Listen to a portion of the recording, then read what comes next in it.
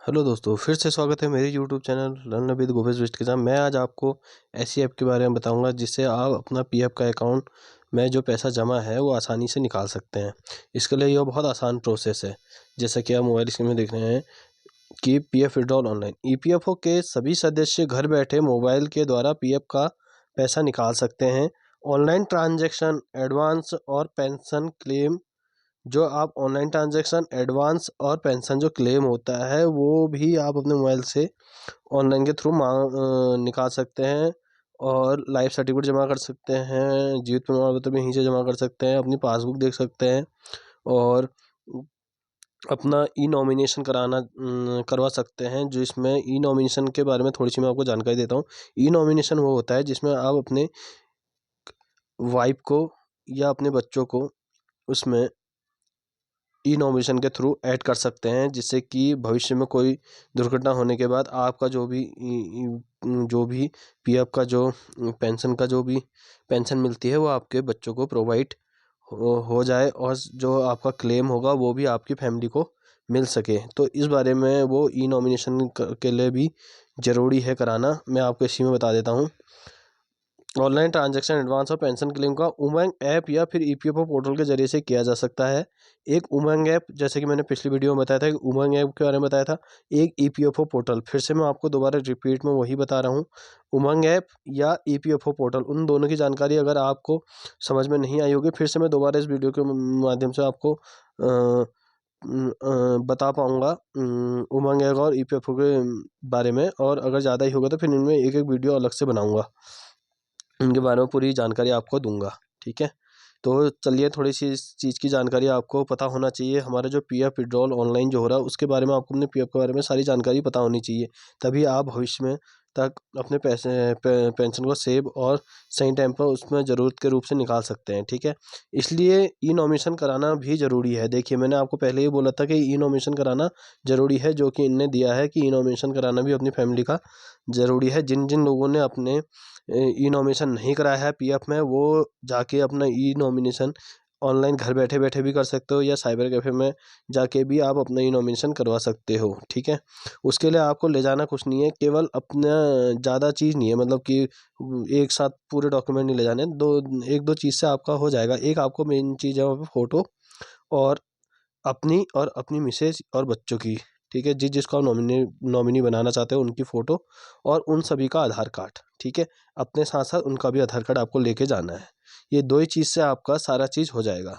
वहाँ bank account ले जाने की ज़रूरत नहीं है। ठीक है, और चीज़ भी डॉक्यूमेंट ले जाने की ज़रूरत नहीं है, केवल आधार कार्ड और फैमिली की फ़ोटो और अपनी फ़ोटो। ठीक है, ये चीज़ नॉमिनेशन होता है। अगर आपको जो जानकारी चाहिए होगी नॉमिनेशन के बारे में, उस बारे में मैं आपको फिर से बता दूंगा। कोई ऐसी दिक्कत है, मेरी कमेंट बॉक्स में आप मैसेज कर लीजिएगा, मैं उसका आंसर आपको दे दूंगा। कुछ भी क्वेश्चन आपके मन में उठ रहे हैं तो आप मुझे बता दीजिएगा कमेंट बॉक्स में। ठीक है, मैं उनका रिप्लाई कर दूंगा।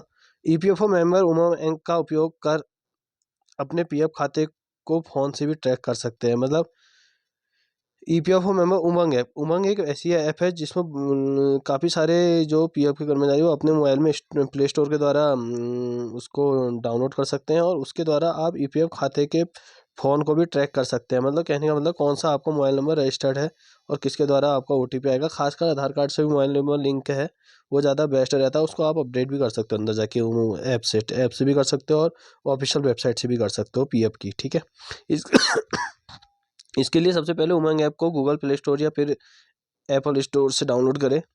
आप इसको एप्पल स्टोर से भी डाउनलोड करें, गूगल प्ले स्टोर से आपको उमंग ऐप डाउनलोड करना है। ठीक है, इसके बाद आधार कार्ड नंबर और पासवर्ड आदि डालकर साइनअप करें।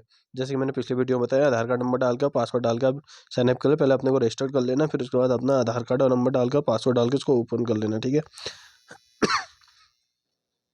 अब आप लॉगिन करने के बाद सर्विस लिस्ट में ईपीएफओ सर्विस का चुनाव करें। ठीक हो गया, और आप जिस ईपीएफओ का सर्विस का उपयोग करना चाहते हैं तो उसका चुनाव करें। ठीक हो गया, वो तो ईपीएफओ के अंदर जो सर्विस है उसके अंदर की ये सारी सर्विस जो है, उसका जो जो चीज़ आप जैसे पासबुक हो गया, यूएन नंबर का क्लेम हो गया, जो भी आपको चेक करना है उसके अंदर चेक करते हैं। पीएफ खाते में पैसा निकालने के स्टेप, किस हिसाब से आप पीएफ खाते से पैसे निकाल सकते हैं। उमंग ऐप पर विजिट करें और साइन इन करें। जैसे कि हम उमंग ऐप के बारे में बताते हैं थोड़ी जानकारी। जब सर्विस लिस्ट पर ईपीएफओ सर्विस को चुनाव करें, हर रोज़ क्लेम वाले ऑप्शन को चुनें और अपने यूएन नंबर और ओटीपी को सबमिट करें। क्लेम वाला आपको क्लेम करना है या कुछ करना है तो उसको चेक भी कर सकते हो या निकाल सकते हो, तो उसके लिए यूएन नंबर और ओटीपी की ज़रूरत पड़ती है जो आप पे रजिस्टर्ड है उसमें, ठीक है, पीएफ में। अब आपको ज़रूरी जानकारी भरनी है और रिक्वेस्ट पर क्लिक करना है। जो जो चीज़ उसमें मांगी जाएगी डिटेल और आपको भरनी है, फिर रिक्वेस्ट पर क्लिक करना है, ठीक है। आपको अपने रिक्वेस्ट के लिए एक संख्या मिलेगी, ठीक है, एक मतलब एक नंबर मिलेगा। जब आपका क्लेम हो जाएगा तो एक रसीद टाइप की निकलेगी, ठीक है, या वो नंबर मान के चलो एक तरफ से उसमें वो मिल जाएगी आपको, स्क्रीनशॉट खींच के रख सकते हो आप। उमंग ऐप पर कर सकते हैं इन सेवाओं के लिए इस्तेमाल। क्या क्या सेवाएं होती है उस चीज़ को ले कर सकते हैं। इसका उपयोग पीएफ बैलेंस करने के लिए कर सकते हैं। पीएफ बैलेंस में जितना भी आपका पैसा जमा है उसको चेक करने के लिए आप कर सकते हो। आपको ई-केवाईसी के डेटा को अपडेट कर सकते हैं। जो भी आपकी जैसे पैन, बैंक और आधार ये सब अपडेट नहीं है तो उसको ऑनलाइन की तरह से आप अपडेट भी कर सकते हो उमंग ऐप के द्वारा, ठीक है। अब आप अपनी पासबुक को देख सकते हैं। अपनी जो पीएफ पासबुक है उसको भी देख सकते हैं कितना पैसा उसमें जमा हुआ है।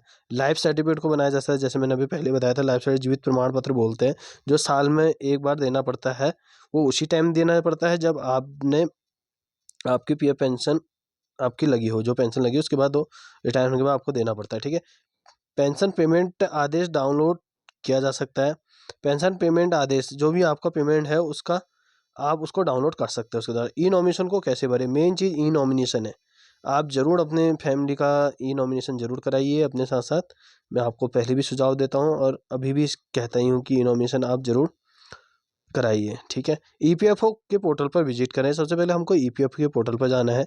उसके बाद यूएन नंबर पर लॉगिन करना है, यूएन का लॉगिन करना है। वहाँ पे यूएन का ऑप्शन आ जाएगा, वो जो मैंने पिछली वीडियो में भी यूएन के बारे में बताया आपको।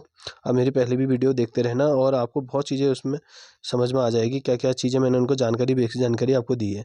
अब आपको मैनेज में जाकर ई नॉमिनेशन का चुनाव करना होगा। वहाँ पे जब आप यूएन पोर्टल पर लॉगिन हो जाते हैं वहाँ पे एक ऑप्शन आता है फर्स्ट, दूसरा, तीसरा। वहाँ पे मैनेज का ऑप्शन आता है। जैसे ही मैनेज को आप क्लिक करोगे तो नीचे ई नॉमिनेशन करके एक ऑप्शन आता है, तो वहाँ पे आपको क्लिक करना होगा। आप प्रोफाइल डिटेल पर विजिट करना होगा, सेव पर क्लिक हो करना होगा।